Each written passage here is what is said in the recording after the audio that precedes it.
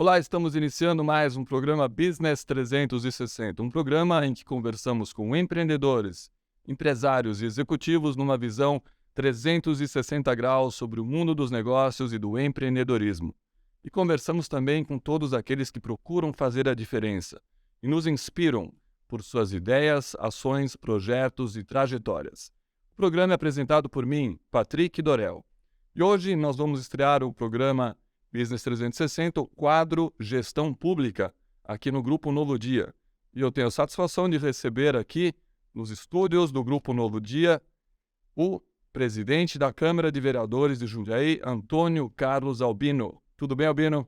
Tudo bem, Patrick? Graças a Deus. Legal, vamos bater um papo, falar de empreendedorismo, de trajetória, de cenário político.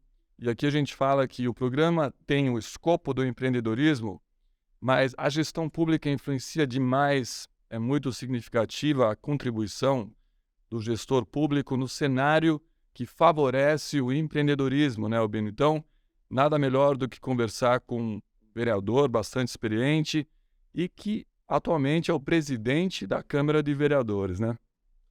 Isso aí, Patrick. Eu acredito que a gestão pública ela se complementa, né, com a privada, né? Então você é uma mescla aí, né? O poder público tem que fazer a função dele, né, e não atrapalhar, né? O que eu costumo dizer sempre. O poder público não atrapalhando já está ótimo, Já ajuda muito. já ajuda muito os empreendedores, né? Tem que ter as regras a serem cumpridas, né? A questão de uma organização de uma cidade, né, de uma região. Mas o princípio que eu sempre falo é isso, é o poder público não atrapalhar o empreendedorismo. Isso é maravilhoso. A gente tem histórias de sucesso de estados e países que adotam exatamente essa filosofia, né? Eu lembro que eu sou alemão e na Alemanha, quando a Alemanha perdeu a Segunda Guerra Mundial, o Estado chegou para os pequenos e médios empreendedores e falou: não somos nós, Estado, que vamos recuperar a Alemanha. São vocês, pequenos e médios empreendedores, e a nossa função aqui vai ser fomentar o empreendedorismo e não atrapalhar. E deu super certo. É isso, eu acredito que você pegar os pequenos e médios, tudo que o poder público fizer para ajudar, né, para expandir, de alguma forma conseguir ajudar, né, porque o poder público ele tem também isso, ele consegue ajudar quando ele quer, Muito, né. muito.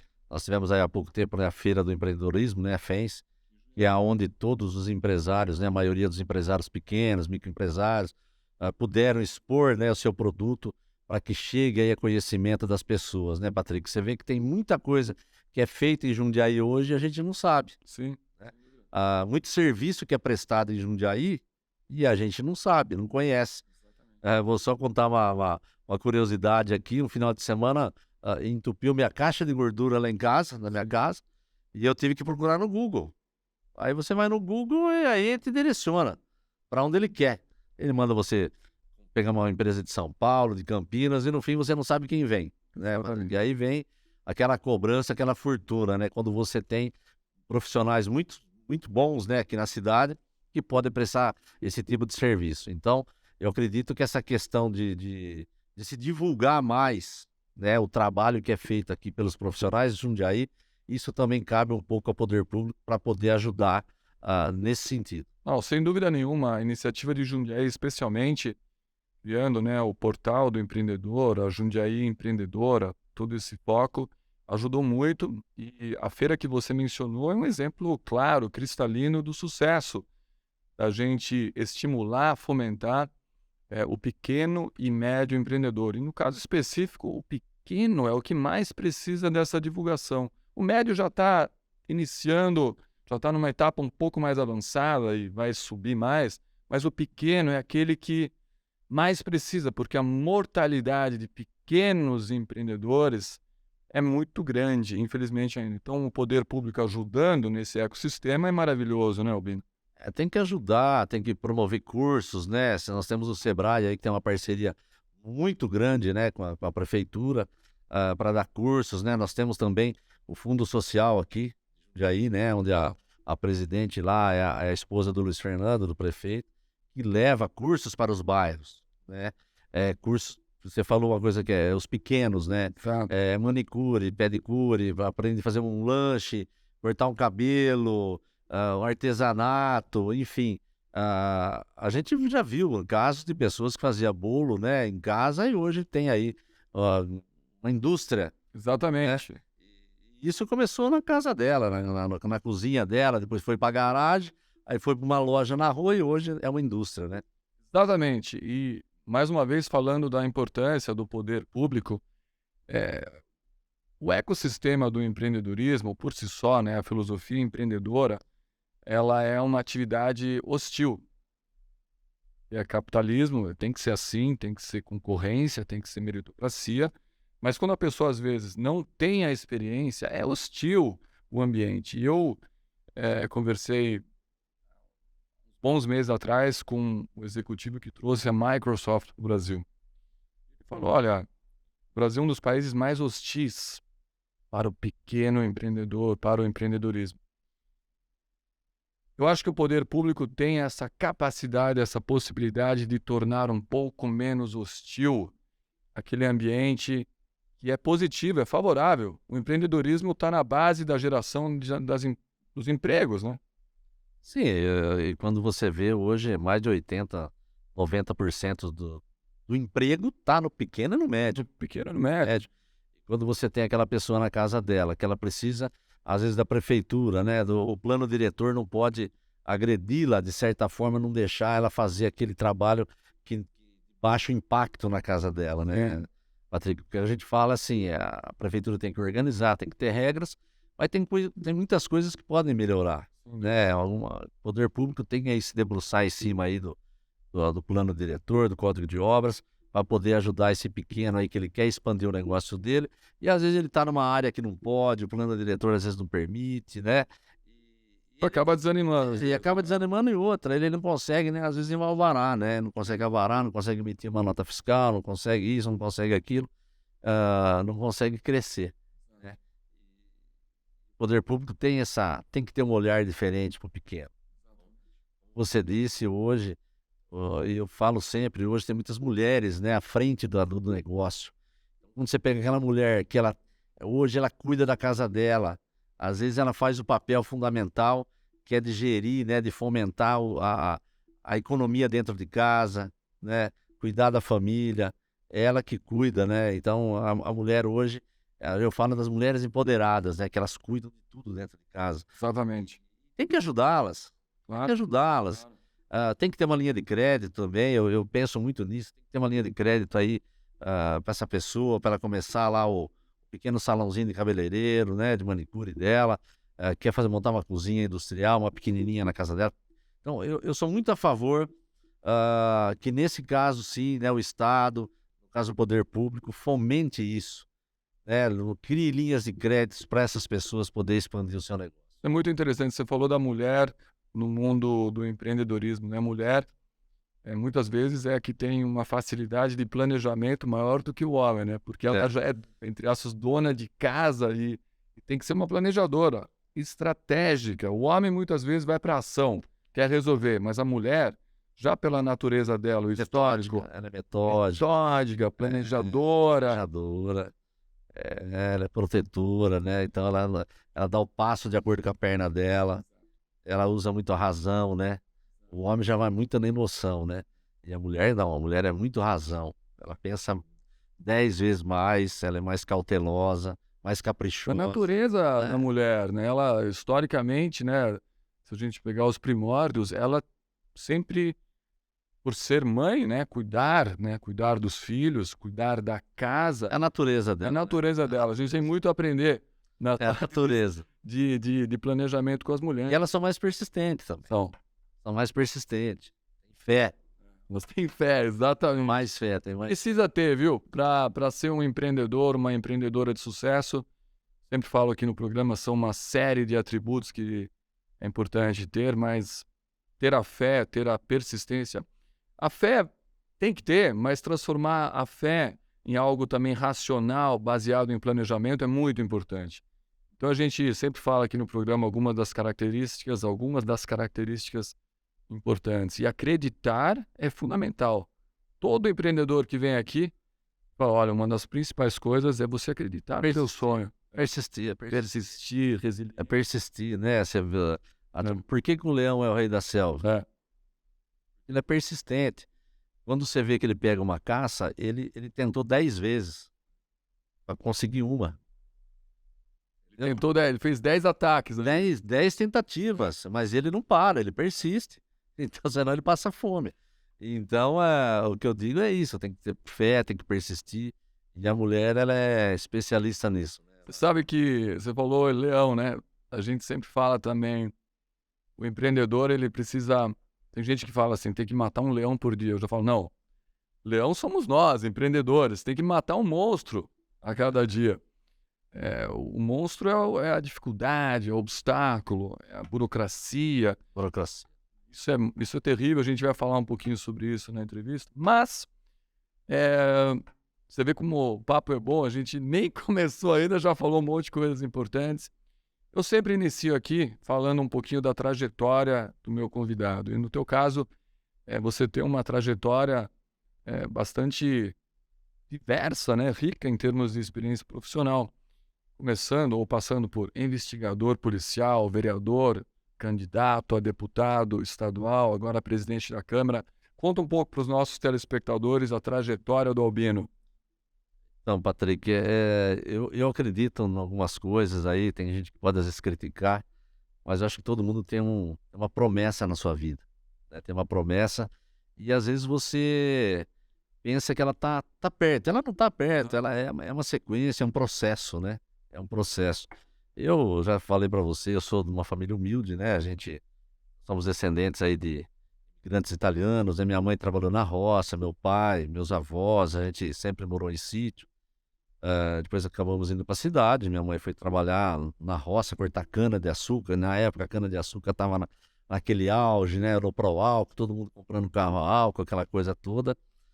E se ganhava muito dinheiro na roça, né? Nessa época do Proálcool. Aqui na região de Jundiaí mesmo. Não, lá na região de Jaú. Jaú. Né? Na região de Jaú. E até hoje é cana lá, né? Eu, muito menino, né? Achava sapato na rua, eu me virava, viu? Legal. Eu gostava, cara. O dia assim meio... Não, mas eu fazia porque eu gostava. Porque tem gente que faz porque é mandado, vai na marra. Eu não, eu gostava.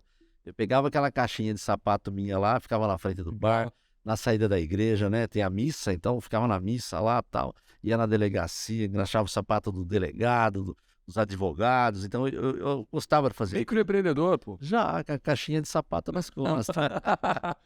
Caixinha de sapato nas costas. E... Legal.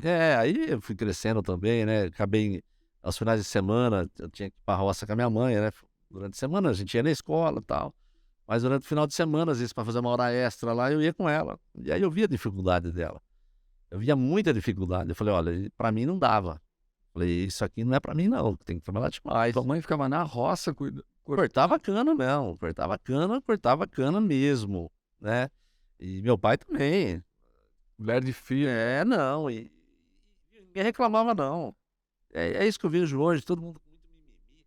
Rapaz, minha mãe chegava em casa, lavava a roupa, fazia a janta, limpava a casa, e no outro dia, 4h30 da manhã, estava acordada, fazendo o café da manhã, levava café da manhã para nós na cama lá, um leite com café lá, e, cara, não tinha isso aí, entendeu? Não tinha, ia, trabalhava mesmo, era feliz. Ela construiu a casa dela, com o suor dela e do meu pai, cortando cana. Então, trabalhando na roça, sabe? Naquela época não tinha o assistencialismo que tem hoje. Não tinha, né? As pessoas faziam acontecer, trabalhavam mesmo. E eu vim nessa pegada, eu via o sofrimento dela, né? A canseira dela. Mas eu falei, não era para mim. A nossa é uma outra geração, né? Eu falei, não, vou ter que estudar, né, Patrick? Tem que estudar. E aí eu entrei na Guardinha Mirim. Aí já lá em Mineiros do Tietê. Mineiros do Tietê. A metrópole Mineiros do Tietê. Manda um abraço aí pro bola. Um abraço pra turma de Mineiros do Tietê aí. Legal. Aí fui Guardinha Mirim no banco, né? Trabalhei em diversos lugares, quando você é criança, rapaz, eu trabalhava de sábado, domingo, eu entregava pão na rua, acordava de madrugada. A gente é da época que você colocava o pão no portão, viu? Colocava o pãozinho no portão e o litro de leite. Pra pessoa pegar, pra ir trabalhar na roça. Nossa, hoje ninguém, você falar, ninguém sabe o que é isso. Né? Mas você vê como é que é. Eu estudava, eu fazia o 2º grau já. Uhum. Eu acordava 2 horas da manhã. 2 horas da manhã, você acredita? Aí a gente tinha uma perua Kombi lá. enchia a perua de pão e leite e ia nas casas. E aí a pessoa deixava aquela cadernetinha na sacolinha, a gente colocava lá o pão e o leite e marcava na caderneta. E isso aí era até 5h30 da manhã, 6 horas da manhã, a gente fazia isso, entregava na cidade inteira. Caramba. Aí eu dormia lá umas 2, 3 horinhas e ia trabalhar de office boy. E aí depois à noite estudava de novo. Então, Puxadíssimo. puxadíssimo. E de sábado eu não descansava. Sábado eu ia entregar verdura na rua, vender tomate, né, com aqueles caminhãozinhos que vendia na rua. E foi isso, cara. À noite eu trabalhava no bar, nos bailes, nas festas, trabalhava de garçom, trabalhava na... Você sempre se virou. Você sempre. Sempre, cara, sempre. Sempre foi. Sempre. Aí depois eu acabei me alistando na aeronáutica, fui pra aeronáutica, né? Fui pra aeronáutica, depois eu casei, passei no concurso pra polícia, aí que eu vim pra Jundiaí, né? Prestou lá o concurso Foi regionalizado, né? Aí eu vim pra cá, fiz aqui em Jundiaí o concurso. investigador de polícia. Investigador de polícia. Aí eu acabei fazendo faculdade de Direito aqui em Jundiaí, aqui no Anchieta. Uma excelente faculdade. A gente esteve com a Juliana Fornari aqui. Excelente faculdade. Boa. Na minha época era uma faculdade maravilhosa. Ainda é. Eu não acompanho mais, mas eu tenho muito que meus professores eram excelentes. Grandes juristas formados aqui. Paulo Sérgio Fernandes de Oliveira, falecido, Dr. Maurício Garibe, Josimar, Dr. Paulo Adolfo, Dr. Branco, enfim, Sulaiman. Então, são juízes, a maioria saiu da faculdade de Jundiaí. Desembargadores hoje, Dr. Levada, Olha, Deus o tenha, nosso amigo, grande amigo também. Foi o meu professor, foi monitor meu na minha monografia, legal. orientador, né? A monografia que eu fiz, Cláudio Levada foi meu orientador. Então, assim, essa é a trajetória. Chegamos pra cá, né, Patrick, você sabe. Sempre bastante simpático, bastante empatia, né? Conhecendo bastante gente. Aí a gente viu que aqui era uma terra de oportunidades. Oportunidade, Júnior. Oportunidade. Montei uma empresa em 1991, 92, quando eu vim pra cá, já montei uma empresa de segurança. Graças a Deus foi aí que tudo começou, né? E hoje a gente tem 2 empresas, né? Tem uma empresa no ramo imobiliário e tem a empresa de segurança até hoje. Jundiaí aí que vem um link de novo com o espírito empreendedor, né, Albino? O empreendedor, ele capta bem as oportunidades. Exatamente. Ele enxerga as oportunidades. Quando você estava em Jaú, você enxergou... Mineiros do Tietê, viu? Senão a turma vai falar, pô, mas ele tá confundindo. Mineiros do Tietê, região de Jaú. Entendi. Desculpa o pessoal aí. É a região, a cidade metropolitana lá em Jaú. Mas você vê, você já de olho nas oportunidades que havia para você naquele momento, naquela região. Exatamente. Quando você veio para cá, outro cenário. Você se adaptou. Eu vejo o espírito empreendedor assim. Algumas coisas, né? Necessidade de adaptação, flexibilidade. Enxergar oportunidades. É o que você fez. Cara, você tem que agarrar as oportunidades, porque ela passa e ela passa mesmo. Cavalo branco, vai Quando eu entrei na polícia aqui em Jundiaí, 91, trabalhava lá no 2º DP, ali na Torre São José, e ali fazia aquela área do SECAP. E a área do SECAP ali no Morada das Vinhas ali, estava começando a construir. E antigamente, Patrick, não era cartão. Ninguém tinha cartão. A pessoa tinha que ir no banco sacar o dinheiro, funcionário. E lá chegou a ter 1.500 funcionários, pedreiros, serventes, pedreiros. Muita gente. E para a empresa liberar eles para ir no banco, o banco não ia suportar. Então a gente levava o dinheiro até na obra. E teve uma situação lá que o empreiteiro foi assaltado. Aí ele foi na delegacia fazer boletim de ocorrência. Aí eu ofereci e falei para ele, olha, você não quer que a gente dê uma segurança para você no dia de pagamento? E aí foi a oportunidade que eu peguei para abrir minha empresa. Muito importante. Você percebeu lá. E aí você falou que aí que começou. Porque o empreendedor, quando ele arrisca, porque tudo é um risco, mas quando ele tem um retorno financeiro, mesmo que seja no começo pequeno, anima. Porque você faz direto, fazer coisas e não ter o retorno financeiro, isso pode desanimar. Então você observou bem essa oportunidade, começou a entrar dinheiro, começou a se estruturar ele.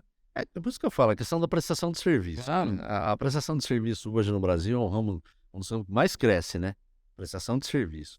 Porque você está vendendo a sua mão de obra. Claro. A sua inteligência, as suas ideias. E isso é seu, né? O capital é você. Exatamente. O capital é você, então, lógico que precisa, se você vai abrir uma coisa maior e tal, mas você consegue dominar, né, a princípio, né, o custo e o gasto está na sua mão. Você tá, sem querer, você tá dando ou por querer, uma grande dica aí. É, Você depende só de você, o capital é você, é uma situação interessante. sim, o capital é as ideias nossas, né, a nossa É, própria obra, a nossa inteligência, né, você tudo tem um começo, né, aí, lógico, depois a gente ampliou, depois eu cheguei a ter 50, 60 pessoas trabalhando comigo, né. administrado. A gente tinha uma rede de policiais aí que trabalhava com a gente em várias empresas. E a gente tem outros exemplos aí de amigos nossos, né. Hum, Eu cito sempre o Geraldo da LGM, que você conheceu o Geraldo. O Geraldo foi policial comigo. Ele chegou a ter mais de 1000 funcionários. Então, mas foi trabalhando com a gente, viu. Foi no começo ali, viu, bater na porta das empresas, tá lá, tá precisando de segurança, vamos lá. E começou e foi, né, se tornou uma das maiores empresas da região. LGM é É, enorme, enorme. né, mas é isso. Também vende lanche também, viu, Patrick? Legal, Eu tinha bacana. trailer de lanche sábado, domingo, ficava até a noite inteira de madrugada vendendo lanche lá. Hã, levava o sustento para casa. Isso, essa questão de sempre estar, prestando serviço, oferecendo e prestando serviço, fez você ter bastante contato com muitas pessoas, né. Sim. Então o nome Albino, acabou ficando rapidamente mais ou menos, porque nada é rápido de um dia para o outro, mas Processo. você foi construindo o teu nome, as pessoas conhecendo o teu nome, e isso foi mais ou menos aí, a sua a sua vontade de entrar na política, quer dizer, você fazendo um bom serviço, sendo conhecido por muitas pessoas, isso te estimulou a entrar na política? Porque até então você era investigador da polícia e empresário. Foi essa transição para a política? Na verdade, Patrick, eu nunca me interessei por política. Eu acho que a maioria dos brasileiros não faz isso, né, tem um pouco de, preconceito, quer ficar longe um pouco de política, até porque também a gente precisava trabalhar e não se de não prestava atenção. Isso foi um erro muito grande da minha geração, a gente não prestar atenção no que estava acontecendo. Deixava os outros administrar a política. Exatamente. Tem uma frase, né? Se você não gosta de política, você vai ser influenciado por aqueles que gostam e praticam. Exatamente. É isso aí, Platão, né. Então, foi isso que aconteceu, eu Não era teu plano não original. era, imagina, de forma alguma, não era meu plano, mas era plano de Deus. Entendi. A sua promessa, a sua missão. Exatamente. Foi quando eu acabei aposentando na polícia, né, e tem umas coisas que acontecem que é porque tem que acontecer, tem que passar por aquilo, é o processo, não adianta. Não adianta, você pode cortar a volta, um dia aquilo vai acontecer com você. Minha esposa, ela foi buscar meu filho lá na faculdade e na volta ela acabou, sendo roubada, né. Aí 3 miliantes lá pararam ela lá na rua lá, e aí acabou me ligando e tal, e tinha acabado de aposentar, né. Aí eu falei: "Caramba, né, pô, aposentei novo, a mulher foi assaltada, né, roubada, né". E aí que eu falei: "Não, eu vou dar uma viajada com ela pra esfriar a cabeça e tal", e acabei indo pra Argentina com ela. Fiquei uma semana lá na Argentina e, rapaz, e você vê assim, né, a Argentina, por pior que ela esteja, o povo é patriota, rapaz. Você vai qualquer lugar que você vai na Argentina, você vê a bandeira da Argentina. Engraçado isso. Eles não admitem você falar mal da Argentina. Podem estar numa draga. Não, pode estar daquele jeito.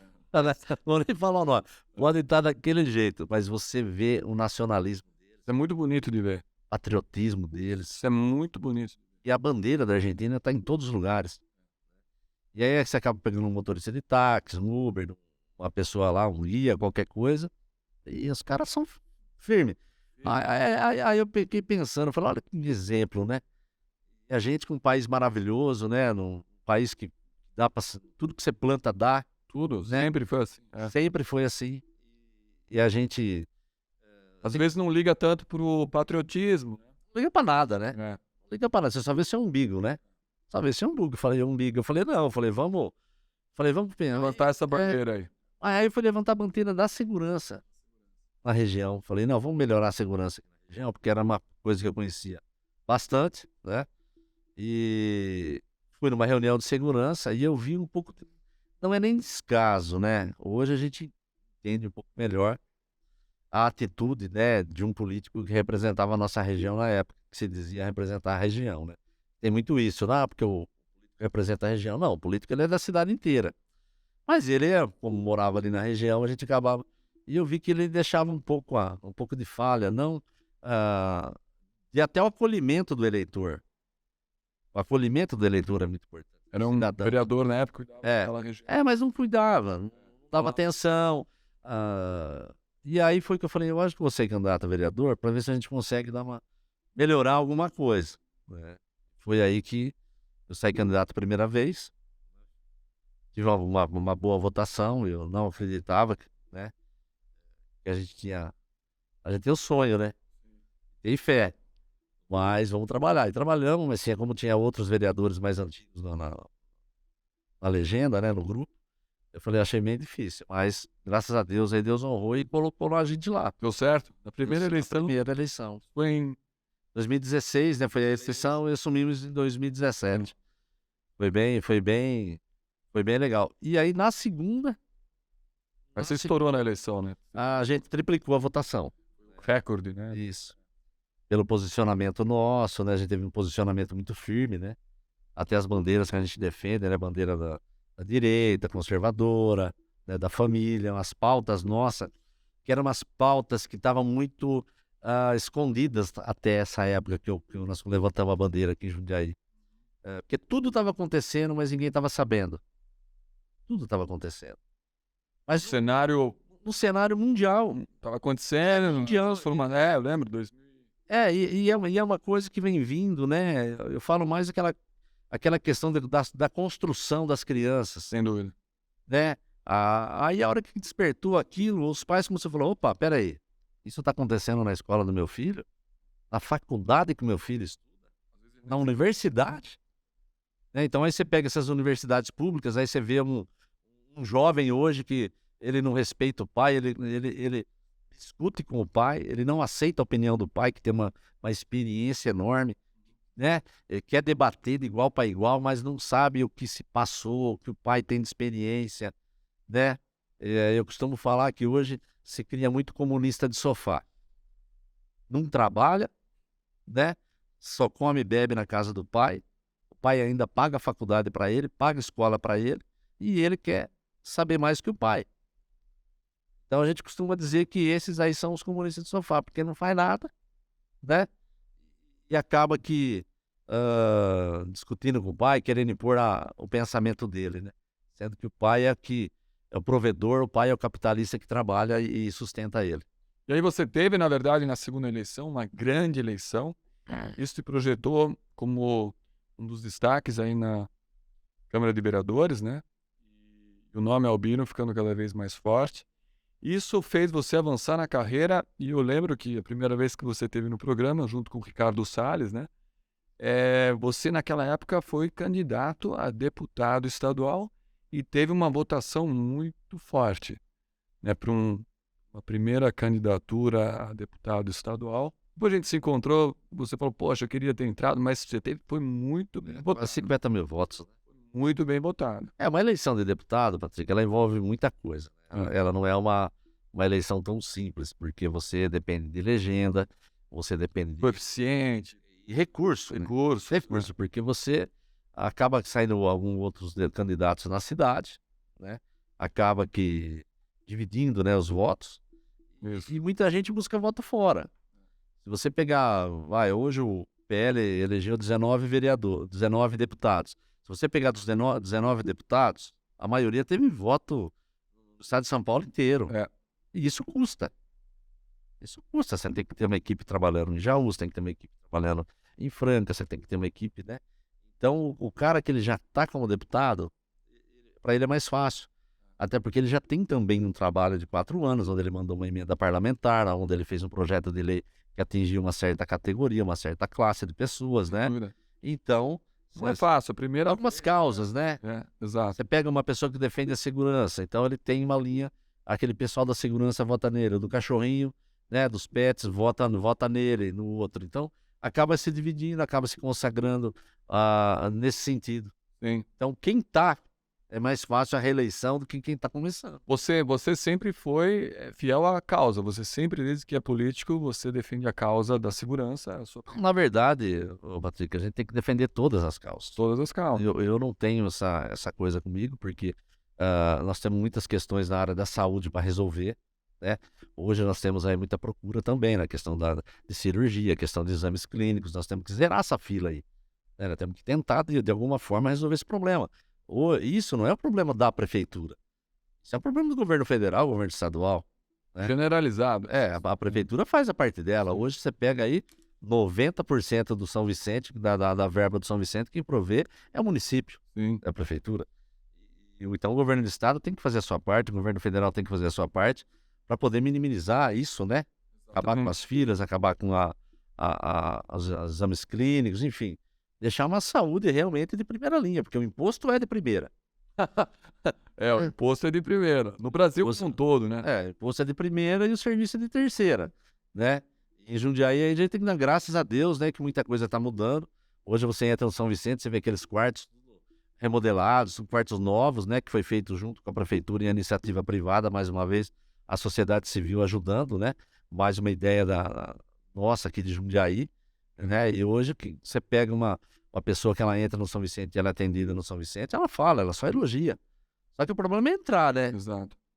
Mas tem uma repercussão muito boa. O São Vicente hoje realmente ele é conhecido pela qualidade do serviço na região inteira. É referência, né? Referência. Então, Vicente é referência. eu queria fazer assim já a ponte para a próxima pergunta. Você à frente da presidência da Câmara de Vereadores, você tem... Primeiro, rapidamente explicar como é que é o papel, né, do presidente da Câmara de Vereadores, porque você está ali com a pauta de vários projetos a serem analisados, você meio que tem que fazer essa coordenação, colocar nas prioridades, organizar as eleições. Então, conta um pouco no seu momento atual, e é muito importante, porque acaba sendo da região inteira, né? Mas principalmente Jundiaí. Quais são as prioridades, os principais projetos que você hoje está analisando e qual é o link com eles em relação ao empreendedorismo? É o que a gente acabou de falar, né? O presidente da Câmara, hoje ele é um gestor. Gestor. Ele é um gestor da Câmara. Hoje nós temos 19 vereadores, nós temos hoje mais de 50 funcionários na Câmara. Então tem um orçamento aí alto também para você administrar. E ali você tem que levar também a ferro e fogo ali, ser austero, porque o dinheiro é público. Nós somos auditados pelo Tribunal de Contas, né? Então você tem que ter uma grande responsabilidade. É fonte de despesa, não é Fonte de despesa. não é receita. Então a gente tem que cuidar bem do dinheiro público, né? A nossa demanda é muito grande hoje para atender as pessoas. Hoje, hoje não, sempre foi, né? Você pega os vereadores, são representantes da população. Então vê a Câmara hoje, graças a Deus, como um braço aí para a gente estar junto, cobrar o Poder Executivo, né? As benfeitorias da nossa cidade, trazer mais qualidade de vida para a nossa cidade. E a Câmara é uma ferramenta muito grande, né? Muito grande. Nós somos fiscalizadores do Executivo. Então nós temos que cumprir nossa função. A Câmara não executa, né? A Câmara fiscaliza, faz projetos e acompanha, né? Ver as principais demandas, talvez seja Prioridades, necessidades. a principal interlocução, claro, o executivo também, mas como você falou, né, os vereadores e a Câmara dos Vereadores, eles foram eleitos. Claro, representantes. Representantes, claro, o prefeito é eleito e tal, mas cargos eletivos, como o do prefeito, como o dos vereadores, têm essa ligação e essa responsabilidade de transformar as demandas em realidade, né? Então, eu imagino que você falou algumas coisas importantes aqui. Primeiro, já o conceito de gestão, né? A Câmara de Vereadores, ela é uma fonte de despesa, dinheiro público, são 50 funcionários, bastante dinheiro que é demandado lá. O presidente da Câmara, ele faz essa gestão dos recursos e para que tudo fique dentro do correto, né? Do certo. E o segundo ponto também é colocar as prioridades em votação. Aí você tem que ter um trâmite importante com os outros vereadores e com a prefeitura em si. Porque vem muitos projetos do próprio Executivo. Muito do Executivo. Na verdade, a maioria vem do Executivo, quase, né? Tem que passar pelas comissões, né? Sim. A comissão de finanças e orçamento, redação, justiça, né? Esporte, Tipo, traz as esporte, segurança. Nós temos várias comissões lá que esse projeto de lei tem que passar, ser analisados, né? Sim. Nós temos também o jurídico da Câmara, que analisa. Nós temos o departamento financeiro dentro da Câmara, para ver também, analisar os projetos. E acaba chegando na mão do presidente. Aí o presidente cabe pautar esses projetos. Se a gente vê que é um projeto que depende um pouco mais de discussão, a gente entende, chama o executivo para uma audiência pública, faz algumas reuniões para entender. E se a Câmara às vezes tem algum problema, alguma coisa no projeto, a gente senta, discute também, às vezes muito antes até de se colocar em votação, que eu acho muito importante isso. Sim. Essa Arredondar esse projeto. Arredondar. Olha, isso aqui não está legal. Vamos resolver isso aqui. Até para não criar desgaste. Claro. Né? Para os dois lados aí, e tentar da melhor forma possível aí, melhorar a nossa cidade sem ter algum desgaste aí. Maravilhoso. E aí, falando da cidade em si, Jundiaí apareceu recentemente mais uma notícia positiva. A gente tem muito orgulho, né, da evolução de Jundiaí em vários aspectos, quase todos, né?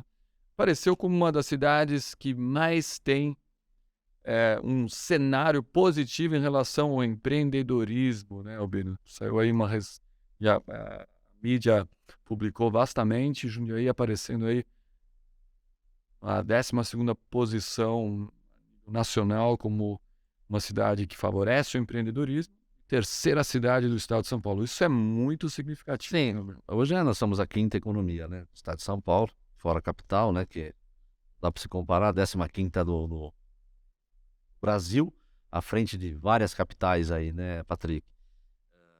Jundiaí, realmente ela é atrativa. Porque quando uma empresa vem para Jundiaí, o que ela procura? Primeiro, ela vê água, né, energia, transporte, saúde, educação, segurança pública.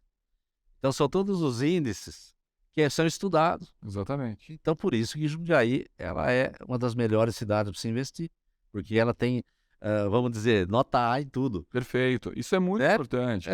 Porque você não pensa que as empresas, quando elas chegam para Jundiaí, elas escolhem aleatoriamente. Não, é estudado a fundo. Nenhuma empresa vem para cá sem antes fazer um estudo de mercado, um estudo de qualidade de vida.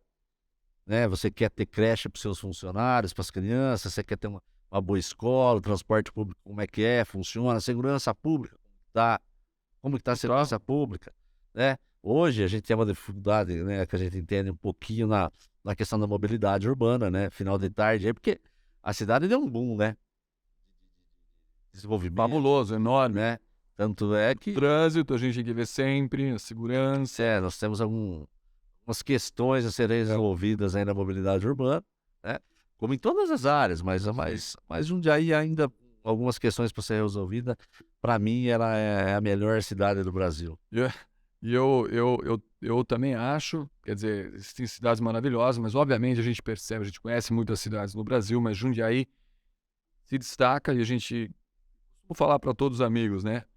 A gente quer manter tudo de bom de ser uma cidade do interior, tudo que existe de bom de ser uma cidade do interior, no sentido de qualidade de vida, acolher as pessoas, e adicionar a isso toda a efervescência de uma economia bastante pujante e ter uma mente cosmopolita em relação a isso, né? Isso que a gente, de forma natural, sempre fomenta também. Então a gente, creio agora, falando como cidadão jundiaense, a gente está muito no caminho certo.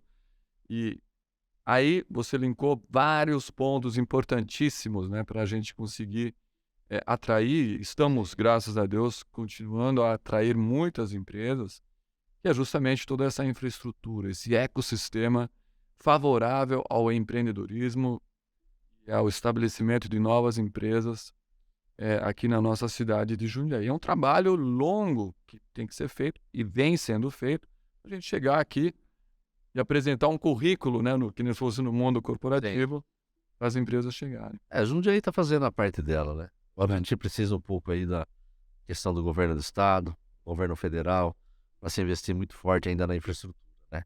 Nós temos ainda algumas questões para ser resolvidas, como disse para você. Hoje você pega a rodovia, né, vice-prefeito Hermenegildo Tonnoli, que é uma briga nossa constante, vai ser aquela rodovia à tarde, ela é intransitável, né, você pega Dom Gabriel, né, Outra que vem lá. você pega ali em Jarinu também, a Máximo Zamboto, a Estrada Velha, né, Tancredo Neves. Então, assim, existem algumas coisas, questões que estão precisando com urgência serem resolvidas. Só que depende de quem? Do governo do estado, do DR. O DR é responsabilidade do DR resolver, né? Então, esse investimento ficou muito tempo parado. Então, é uma questão que a gente vai cobrar agora o nosso governador, o Tarcísio, né?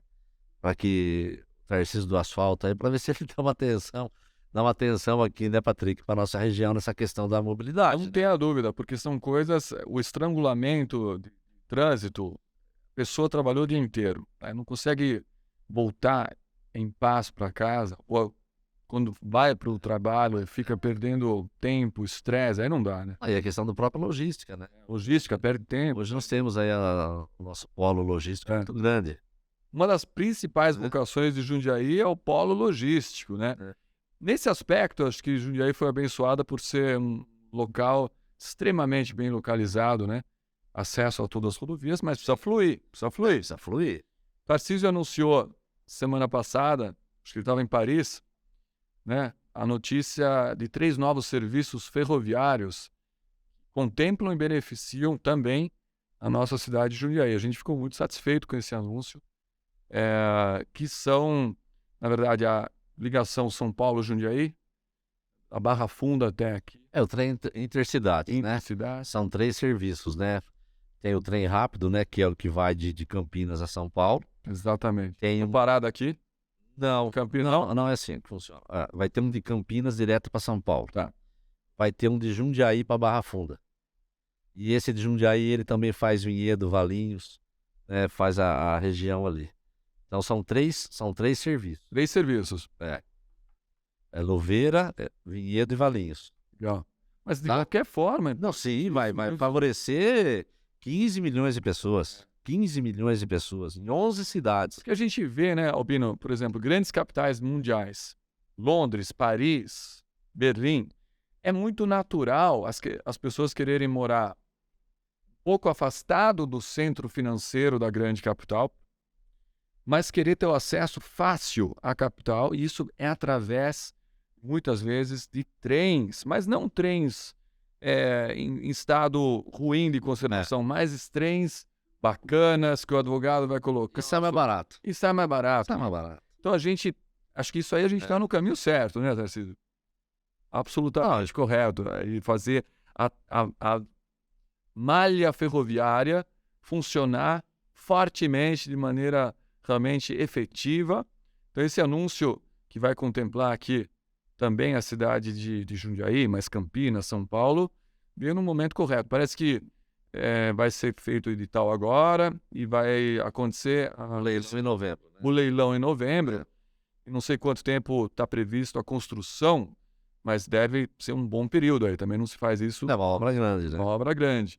Mas, de qualquer forma, isso vem de encontro também ao que o próprio Tarcísio fez quando ele foi ministro da Infraestrutura. Trabalhar muito firmemente a infraestrutura em volta das cidades e unindo grandes cidades, que nem você falou no começo do programa. O Brasil tem tudo, mas tem que concretizar isso também através da parte logística. Sem uma parte logística exemplar, todo o potencial de economia não consegue ser transformado. Então, só lembrando que vai gerar mais de 10 mil empregos. 10 mil empregos só diretos. Fora os indiretos. Não, é importantíssimo. Esse é um projeto que a gente estava esperando. Um sonho, né? Há muito tempo. É um sonho. Esse é um sonho de 20, 30 anos, aí 40 anos. Esse é um sonho que todo mundo quer, né? Voltar às ferrovias. Jundiaí tem um histórico. Se você pegar uma passagem hoje de Campinas direto para São Paulo, se fosse hoje, seria em torno de R$60. Hoje, para você em São Paulo, só para ir voltar, você já paga a conta de pedágio. Aí a desgaste de carro, combustível. E a gente tem que lembrar também sempre o meio ambiente. O meio ambiente vai agradecer. Sim. Né? Sem dúvida nenhuma. O meio ambiente vai agradecer que tem menos poluente, enfim. Vai ser bom para todo mundo. Uma pergunta para todo mundo. Uma pergunta que surgiu de um círculo de amigos. Patrick, você acha que isso vai afetar negativamente a segurança? Eu falei, eu acho que não. De marginais virem via trem. Nós já temos aqui, né? Eu já Nós tenho. já temos o trem que vem para Jundiaí aqui, Eu já tenho. né? Só que não é um trem rápido, né? Esse trem que tá aí, realmente é o que você falou. Ele não dá condições, né? Para as pessoas usarem com segurança. Exatamente. E outra, isso aqui é terceirizado, né? Então, isso aqui vai ser. Quem vai tomar conta vai ser o poder privado. Exato. Com certeza a qualidade vai estar lá em cima, Top. né? Fiscalizado pelo poder público. Sim, geralmente sim. Como sempre. É uma agência que sempre faz a questão do gerenciamento, né? Mas fiscalização, tudo. Legal. Maravilha. Daqui a pouco a gente vai um outro quadro que são frases inspiradoras. Você falou em sonho, eu adoro falar de sonho, a gente vai falar já já sobre isso. Mas uma pergunta, a sua visão de futuro para uma cidade com vocação empreendedora. Jundiaí tem isso, mas você que já pleiteou deputado estadual e é muito conhecido em várias outras cidades também. E aí pode ser exemplo de vários pontos aí em relação ao empreendedorismo. Mas se você fosse imaginar a sua visão, uma cidade empreendedora de forma ideal, quais são os pilares que você avalia assim, importantíssimos? Hoje, Patrick, vamos falar de hoje, né? Eu tenho. É que todo mundo gosta, gastronomia. Gastronomia. Então vamos lá. Hoje você pega o turismo rural. Cara, é maravilhoso. Então o que eu penso assim, Jundiaí ser um polo hoje de turismo rural. Nós temos um potencial muito grande, Uma vocação. uma vocação. Nós temos uma gastronomia aqui italiana, uma gastronomia aí rural maravilhosa, Né? né? Teve aí também a Feira da Cultura, né? E gastronomia japonesa, que em 10 anos arrebentou, surpreendeu todo mundo essa feira que teve, né? Aqui no Parque da Uva da Gastronomia e Cultura Japonesa. Então nós temos muito potencial em todos os sentidos. Não é só indústria, não é só, né, progresso desse jeito. Não, nós temos um turismo rural, gastronomia, né? A gente tem bairros com vocação total. Já estão utilizando. Você vai lá no Caxambu, Cervejaria, artesanal, vinho. Cara, é maravilhoso. Serra do Japi. Maravilhoso, Serra do Japi. Até porque nós temos muitas regiões hoje e nós não podemos fazer especulação imobiliária. Exato. Mas nós temos que fazer o quê? Vamos ocupar ela com turismo rural. Vamos dar oportunidade para aquela pessoa que tem aquele sítio, que tinha uma agricultura, ele fazer um turismo rural lá. Ele explorar aquela atividade que ele sempre gostou de fazer aquilo e ele ganhar dinheiro. Tem que ser assim. Nós temos as nascentes de água.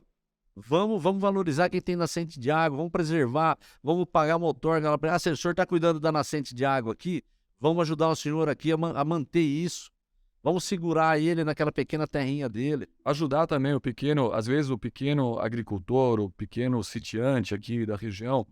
Às vezes eu vejo ele assim, por falta de informação, ele tem um pouco de receio de falar com o poder. Não, eu vou falar lá, eles vão me barrar. Ao contrário, a ideia da cidade é ajudar, dar suporte, dar informação para que essa pessoa possa ganhar dinheiro também com aquilo que ela já faz, mas de forma mais estruturada e preservando. Sim. Quem ouve a gente falar, pô, estão falando muito de economia. Não, sempre a preservação do meio ambiente vai fazer parte da pauta. A gente não consegue... Tem que ser inteligente, né, Claro. Patrick? O que a gente vê hoje em Jundiaí, por exemplo, não é de hoje, tá? O que eu estou falando é coisa que vem aí de 10, 20, 30 anos aí. São os loteamentos irregulares. Sim. E o loteamento irregular é a pior coisa que existe para uma cidade. Porque ele começa assim, você faz uma... aqui não pode fazer, tá? Aí o cara vai lá, faz uma chácara de 5 metros, a hora que foi ver, tem 5 famílias morando lá dentro. E daí? Será que se você tivesse feito 10 lotes de 500 metros, uma infraestrutura, com asfalto, com água encanada, com esgoto, ter feito uma organização, não teria sido melhor? Claro. Então o crescimento tem que ser sustentável, inteligente, com responsabilidade. Sem dúvida. É isso que a gente tem que pensar. Sempre. Não é dizer não. Não é dizer não. É vamos ver a melhor forma de se fazer. Integrar muito, eu falo muito para os pequenos e médios empreendedores. A prefeitura e o poder legislativo também, aqui representado pelo presidente da Câmara, o Albino, eles são um canal de comunicação. Você que é microempreendedor, médio empreendedor, não tenha receio de conversar com o poder público. Acho que até a sua própria responsabilidade. E a gente tem colhido bons frutos, na verdade, na cidade. Eu vejo um diálogo bom com os microempreendedores. Com certeza. Feira. Não, é o que eu falo, Patrick, porque você pega hoje, voltando só um pouquinho nos loteamentos irregulares. Quando você vai e compra um lote, um loteamento irregular, aquilo lá na frente vai sobrar para quem? Para o poder público resolver. Aí você paga barato. Vamos supor, aí você pague hoje R$50 mil um lote aqui. Daí a pouco, já encheu de casa, já encheu de criança, e aí você tem que levar o asfalto para ele, você tem que levar água, levar tudo. Aí o custo daquilo fica para o poder público. Aí você deixa de fazer uma escola, você deixa de fazer uma creche, e você vai estar fazendo obrigação de um loteador, o cara que fez o loteamento. Você entendeu? Claro. Então você acaba absorvendo uma despesa que não é sua. Né? Então, por isso que eu falo, as coisas têm que ser bem feitas com responsabilidade, com critério. Mas tem que ser estudado. Estudado sempre. Não pode ser, vai ficar, não pode isso, não pode aquilo. Não pode aquilo, não, filho, vem cá. Vamos ver, vamos conversar. Eu vejo muita gente falando, não, mas se eu for lá, não vai poder, não vai poder. Não, calma, vamos entender. Vamos entender. Eu acho que o cidadão tem que operação. cobrar. O cidadão tem que cobrar o poder público naquilo que lhe compete, mas tem que ter o diálogo. O poder público fazer o máximo possível para ter essa fluidez de comunicação. Acho que a pior coisa é não ter comunicação, né? Não ter comunicação e outra, o Patrick, tem que existir regras para tudo, mas essas regras elas não podem ser impeditivas de se criar alguma coisa também que desanime. Eu vejo, por exemplo, algumas pessoas têm uma chacrinha, ele quer vender queijo. Ele quer fazer um queijo. Ele não consegue fazer o queijo. Tem vários critérios que tem que seguir, vigilância sanitária, isso, aquilo, tal. Mas tem alguma coisa, sempre tem alguma coisa que impede ele. Da burocracia? Da burocracia, sempre tem alguma coisa que impede ele. Eu acho que isso tem que acabar. Hoje, Jundiaí está mudando, já está sendo voltado um olhar diferente para essas pessoas, né? Nós temos lá na prefeitura, você sabe, o Sinésio, o Antônio Parimoschi. As pessoas estão interessadas. Os estrategistas aí. E pensar, porque isso gera renda para a cidade. Renda.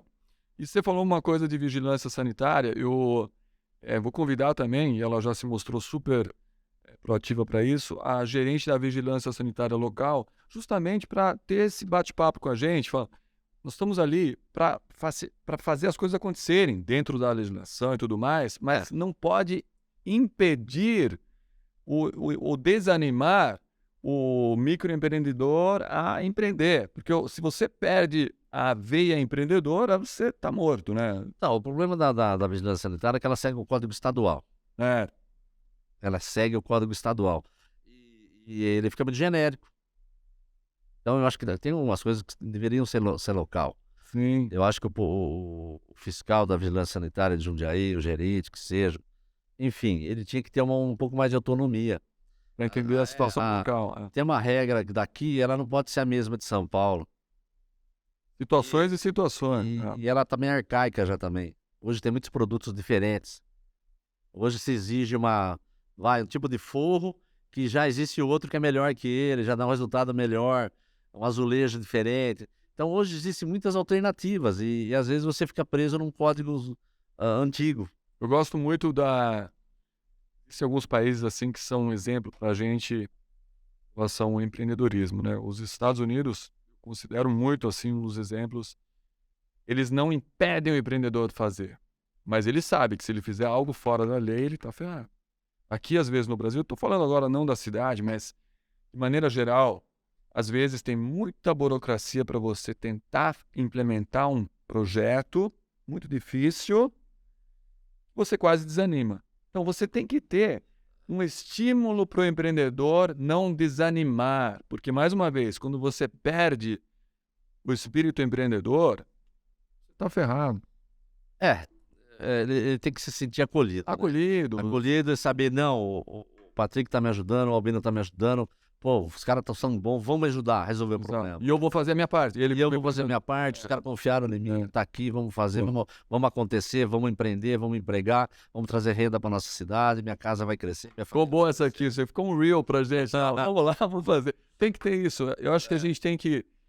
Eu fico satisfeito de conversar com um gestor público que tenha o entendimento da importância do empreendedorismo, especialmente em cidades que têm vocação empreendedora. Apesar que não existe desculpa para não empreender, porque em toda dificuldade e obstáculo se encontra uma oportunidade. Exatamente.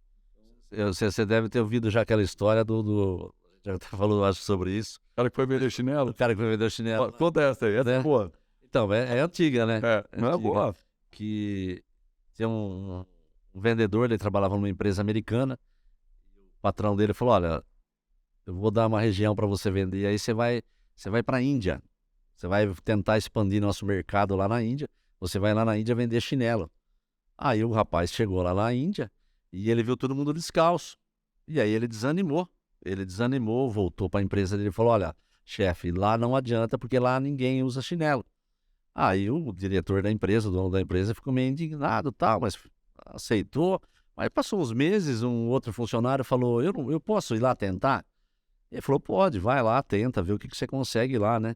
Aí ele pegou e foi para lá, para a Índia. Quando ele chegou lá e ele viu todo mundo sem chinelo, ele voltou maravilhado. Ele voltou maravilhado e falou: não, nós vamos ficar milionários, nós vamos vender muito porque lá ninguém tem chinelo.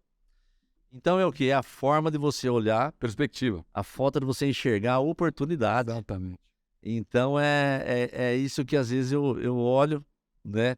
E eu procuro ver oportunidade em tudo. Maravilha. Não, tem que ser assim. Né? E é isso que eu deixo aqui, essa dica também. Essa é uma dica boa. Tá?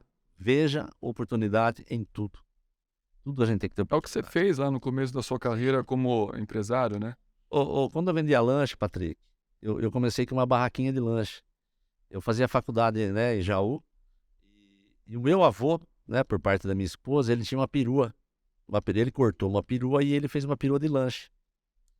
E eu ficava lá, né, nos intervalos, a hora que acabava a aula, eu ficava esperando o ônibus, eu ficava vendo ele vender lanche. Eu falei: nossa, mas como vende lanche? Absurdo. Tinha um bar na esquina, o cara não vende 10% do lanche que ele vende. Eu falei: rapaz, fiquei pensando aquilo comigo, né? Aí um dia eu falei pra minha esposa. Falei: bem, eu saí da empresa que eu tô, o que eu faço, hein? Eu abro uma escola de datilografia ou eu abro uma escola? Ela falou: não, você vai fazer um negócio de lanche. Vai fazer um negócio de lanche. E falei pro vô dela. Aí ele falou: você quer vender lanche lá na sua cidade? Você vai vender então. Só que é o seguinte, eu tenho uma barraquinha velha em casa e eu vou te vender. Eu achei que ele ia me dar a barraquinha. Mas não deu não, viu, Patrick? Não, vendeu a barraquinha, rapaz. Vendeu a barraquinha pra mim. Fui lá na casa dele, engatei no carro. Eu tinha um Fusquinha 66, coitado. Era 6 volts na época, não conseguia nem puxar a barraquinha. Aí, rapaz, pintei a barraquinha, tudo. E no primeiro dia que fui vender lanche, vendeu 80 lanches. 80 lanches. Puta, é muito. Mas já acabou. E eu tinha um lampião, né? Porque não tinha energia elétrica na barraquinha. Aí eu peguei, sabe aqueles lampiãozinhos de ficar pendurado? Aí o lampiãozinho lá, rapaz, na saída do clube lá, a turma saía com fome e parava lá. Era novidade na cidade. Claro. 80 lanches, foi 80. Aí pintei a barraquinha, já começou a me animar, né? Aí já foi para 120, 150. Eu vendia por final de semana 600 lanches, cara. Nossa senhora. 600 lanches. Que maravilha. Todo final de semana. Todo final de semana era 600 lanches. Aí na época tinha a semana de Corpus Christi, esse tipo de coisa, né? Finados. Eu ia lá na frente do cemitério, punha uma barraquinha, ela ficava vendendo. Tem que aproveitar, né? O público tem que aproveitar, meu. Vão querer que gente que tá entrando no mercado de lanches, de consultoria pra você. Mas hoje, rapaz, hoje tá uma beleza, os caras vendem R$30 Food um lanche, truck. viu? R$30 um lanche, R$35 um lanche, não dá, né? Não. Na época era aquele lanchinho da Sadia que vinha naquelas caixinhas, né? Hoje os lanches tudo incorporado, tudo lanche bonito, mas eu tô falando pra você porque eu cheguei a ter 3, 4 carrinhos de lanche. Caramba. Aí eu comecei a expandir, né? Eu expandi. Aí montei uma lanchonete também. Aí depois eu passei no concurso pra polícia e vim pra Jundiaí. Olha só, histórias do Mas Albino. a lanchonete tá lá ainda. Tá lá. Legal. Vamos para um quadro aqui, quase chegando ao final.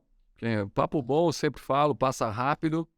Mas aqui tem um quadro novo, Albino, que é o quadro de frases inspiradoras. Eu gosto de falar algumas frases inspiradoras.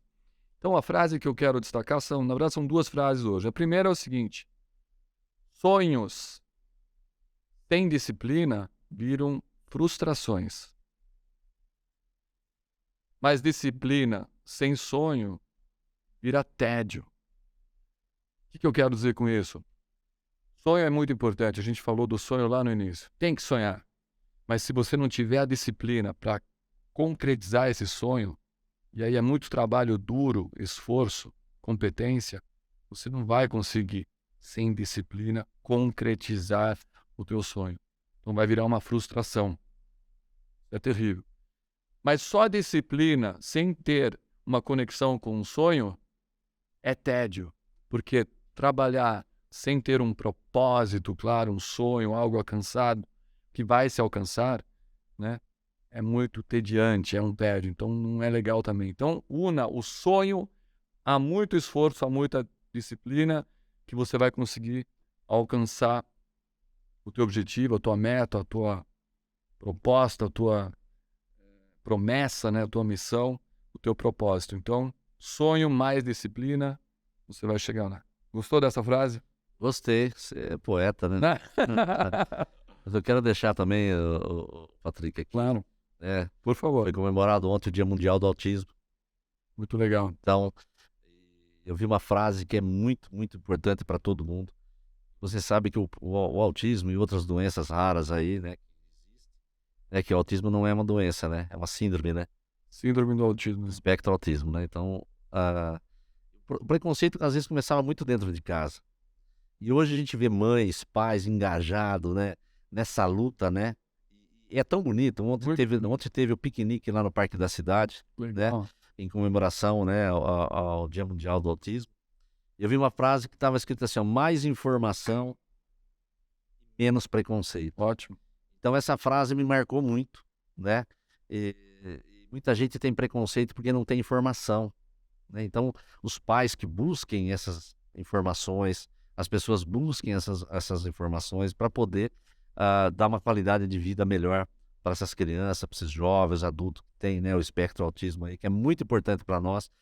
Para mim, eles são anjos, né? São anjos. Uma pureza aí que a gente percebe. Eles são anjos, cara. Eles são anjos, são umas pessoas doces. Que eu vejo hoje, com muita alegria, que o preconceito dentro das casas, dentro das famílias, se não zerou, tá para zerar. Né? A gente vê as mães cuidando dessas crianças com amor, com carinho, os pais. E o que a gente precisa muito hoje é o poder público ajudá-los também. Então, o poder público ele tem um papel muito importante, né? E nós, na política, nós somos uma ferramenta que tem que ser usada para isso, para diminuir o preconceito, tentar. Mais informação, menos preconceito. Mais informação, menos preconceito. E é o compromisso do poder público, né? Na figura do Albino, presidente da Câmara dos Vereadores, trazer mais informação para diminuir o preconceito, para que as coisas fiquem mais suaves, né? Não é fácil cuidar de... Sim, não é fácil. Não é fácil, porque envolve a família, né? Envolve a família. É a família inteira, né? Não é a mãe, é a família. Família inteira. Vou para a minha segunda frase aqui, para a gente já chegar mais ou menos no final do programa. Segunda frase inspiradora aqui do programa de hoje, o quadro de frases inspiradoras. Aquele que tem um propósito claro, certamente encontrará uma maneira de alcançá-lo. O que eu quero dizer com isso? Se você não sabe o que você quer, qual é o teu propósito, tua missão, você muito dificilmente vai alcançar qualquer coisa. Então, primeiro de tudo, defina muito claramente, tem que ser verdadeiro, tem que ser legítimo, autêntico, o seu propósito. Pense bem, qual que é o teu propósito no empreendedorismo, mas em tudo na vida. Se você tiver isso muito claro no seu coração, na sua mente, batalhar para isso, você vai alcançá-lo. Então, essa fica uma frase, a segunda dica das frases inspiradoras hoje no nosso quadro de inspiração aqui no Business 360. Gostou dessa frase? Gostei Gostei. Propósito. E não é só no empreendedorismo, você falou na política também. Na política também. Porque às vezes você tem que se identificar com aquilo, né? Então, a primeira coisa é identificar o que você quer. Tem coisa que não é para você. Boa, essa é interessante. Tem que saber o que quer. Muita gente não sabe, né? E você tem que saber a sua hora. É. Nós temos que passar pelo processo. E o processo, às vezes, ele dói. Mas a gente não pode desistir. Né? Caiu, levanta hoje. O que eu vejo assim no empreendedorismo, Patrick, a gente que é do interior, a maioria dos empresários bem-sucedidos foram pequenos. Começaram lá. Começaram, e aí foram, né? Hoje a gente vê muita gente se arriscando. É importante isso? É importante. Mas tem as suas medidas. Devagarinho. Na verdade, passos pequenos. Pode até fazer rápido, mas passo a passo. Quer dizer, a velocidade o que que é? Faça um primeiro passo. Tá sólido, faça o outro, faça o outro. Não dê um passo. Uma escada. É, Escada e outra. é. O que derruba a gente são as pedras pequenas. É. A grande você desvia. Sua frase também é boa. É. O que derruba a gente são As pedras pequenas. as pedras pequenas. A grande você sabe, você desvia. Exatamente. Quando você está muito confiante, quando você perde o medo, É. né? Eu costumo dizer também que o melhor amigo do homem é o medo. Isso eu levo para minha vida. Enquanto você tem medo, você não morre afogado. Cautela, ele gera essa cautela. Mas é medo mesmo. É. Isso que eu falo. Eu tenho medo de. Eu passo até aqui. Vou até aqui. Aí depois daqui eu vou para cá. Não adianta eu querer cortar o processo. Tem muita gente que quer, daí acaba Não, aí não adianta. Aí você não aprende, você não sabe. Por isso que muitos empresários foram chão de fábrica. aprenderam ali. Aprenderam e domina o assunto. Né? E a política é a mesma coisa, viu? Por isso que existe Vereador, deputado, senador. É um processo. É um processo. É um processo. Albino, queria te agradecer. A gente teve um papo aí riquíssima em informação, muito inspirador. Você tem uma visão muito clara. Eu diria para você, eu entrevisto muita gente, mas você tem uma clareza, o que você defende e onde você quer chegar. A gente vê isso em você. A gente vê que você tem um espírito empreendedor. Você contou isso hoje Gosto. de uma maneira bem detalhada. E agradeço porque o programa tem esse viés de espírito empreendedor. Eu não sabia de todos esses detalhes do teu caminho empreendedor. Parabéns por isso. Eu acho que o empreendedorismo ele inspira. E deixar aí as portas abertas para você retornar ao programa, sempre trazendo novidades que sejam importantes para a nossa comunidade aqui da região de Jundiaí. Se forem coisas que tenham um espectro maior, com certeza pode vir também, porque o empreendedorismo ele transcende, né, as regiões geográficas. Eu acho que é um estado de espírito. Muito obrigado pela presença hoje aqui. Muito bem-vindo para a próxima entrevista que você queira fazer. Tamo junto. Quero primeiramente agradecer a Deus, né, essa oportunidade. Tem que aprender a agradecer, né? Esses dias eu estava ouvindo uma palestra, né, do CEO lá da Unimed, né? E o cara vive pela fé. Eu vi essa entrevista. Você viu, né? É emocionante, né? Muito. Então vamos agradecer o ar que a gente respira, vamos agradecer a água que a gente bebe, vamos agradecer tudo, né? Dessa vida a gente não leva nada, mas a gente deixa muita coisa, deixa um legado, né? E é isso que eu quero deixar. Muito bom. Parabéns, Albino. Obrigado, viu? Boa sorte para você. E nessas palavras finais do Albino e também o que a gente acabou hoje tratando no nosso programa Business 360, eu me despeço desta edição do programa Business 360. Desejo a todos os nossos telespectadores e seguidores que mantenham esse espírito empreendedor sempre aceso, que acreditem em seus sonhos. Como eu disse aqui, um sonho com disciplina, aí dá certo. Sonho sem disciplina é frustração. Então tenham essa disciplina, acreditem em seus sonhos, façam acontecer, que uma hora dá certo. Esse é o espírito do programa. Fiquem todos muito bem. Até o próximo programa Business 360. Um grande abraço. Tchau.